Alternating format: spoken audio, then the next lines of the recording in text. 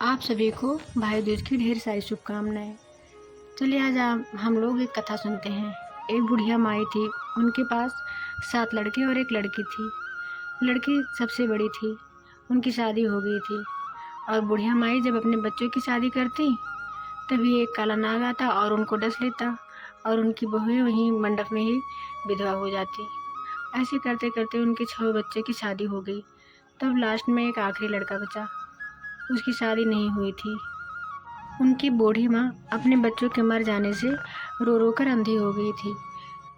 एक बार भाई दूज आने वाला ही था, तभी उस लड़के ने कहा, माँ मैं अपनी बहन के पास जाऊंगा उनसे तिलक करवाने। लड़के की जिद करने के बाद उसकी माँ ने कहा, ठीक है बेटा जाओ। ये बात जब लड़की के बहन को पता चला कि मेरा भाई आ जा रहा है, उससे खुशी का ठिकाना नहीं रहा और वह दौड़ते हुए अपने पड़ोसन के घर गई और अपने पड़ोसन से बोली, बहन बताओ, अगर किसी का प्यारा भाई आ रहा हो तो उसका किस तरह से सेवा सत्कार करें।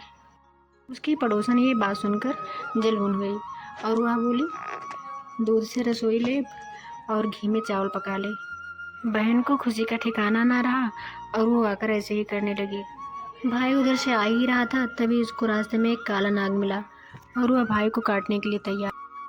तब उस लड़के ने बोला, देखो भाई मैं आ जाऊंगा, लेकिन मेरी बहन मेरा वहाँ वेट कर रही होगी, मैं वहाँ उसे तिलक करवा के फिर तुम्हारे पास ही आ जाऊंगा।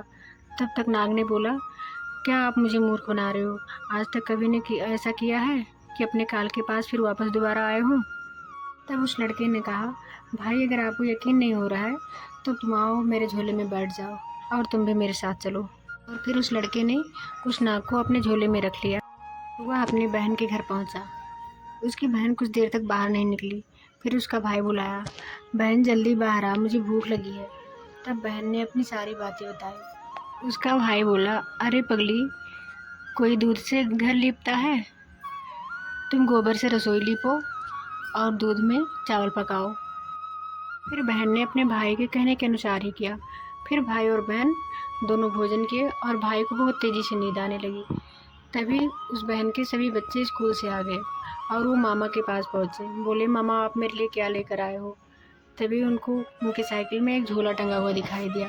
फिर वो लोग झोला उठा। जब बच्चे झोला लेकर आए तो उसमें बहन को एक बहुत प्यारा सा हीरे का हार दिखा और वह बोली, अरे भाई, तुम तो बोल रहे थे कुछ भी नहीं लेकर आए हैं, लेकिन तुम इतना महंगा तोहफा लेकर आए। तो भाई ने बोला, ठीक है बहन, अगर तुमको पसंद है तो तुम ही रख लो, मैं क्या करूँगा इस हार को। फिर एक रात बीत गया और भाई बोला, बहन अब मुझे घर जाना चाहिए।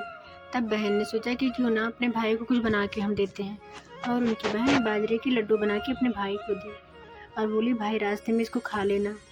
तभी भाई जा रहा था और रास्ते में उसको नींद आ गई। वो एक पेड़ के नीचे लेट गया।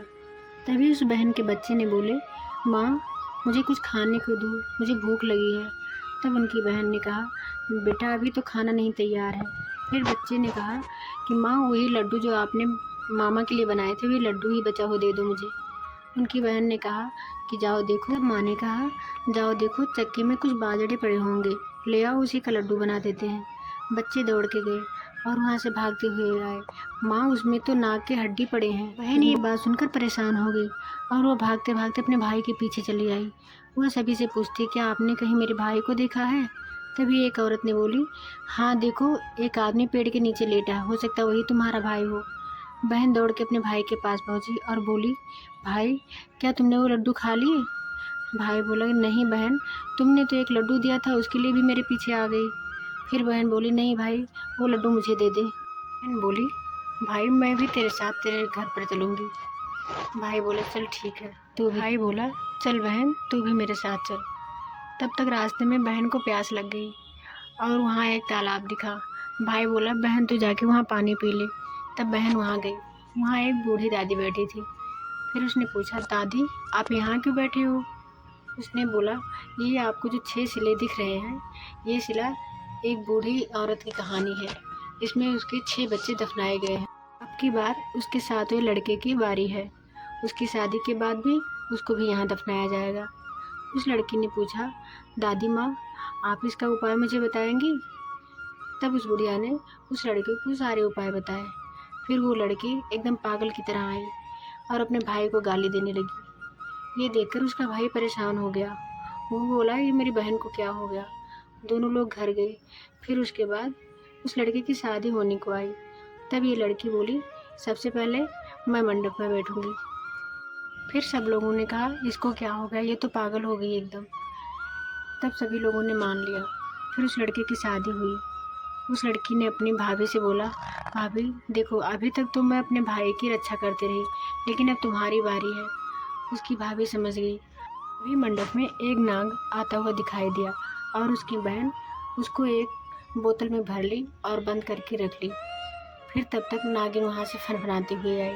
नागिन बोली, देख, तू मेरे पति को छोड़ दे। फिर उसकी भाभी बोली, अगर आप मेरे पति को छोड़ देंगी तो मैं भी आपके पति को छोड़ दूंगी। फिर नागिन बोली, ठीक है, मैं तेरे पति को छोड़ रही हूँ। तब दुल्हन बहुत होशियार थी। वो बोली, मेरे पति को ही नहीं, मेरे जो 6 जेठ पाए हुए हैं उनको भी छोड़ना है, जिसको तुम्हारे पति ने डसा है। वो नागिन बोली, ठीक है, चल तेरे 6 जेठों को छोड़ देती हूँ मैं। फिर सातों भाई और सभी बहुएं साथ में घर पे आए और किसी को यकीन नहीं हो रहा था कि ये सब सच हो गया।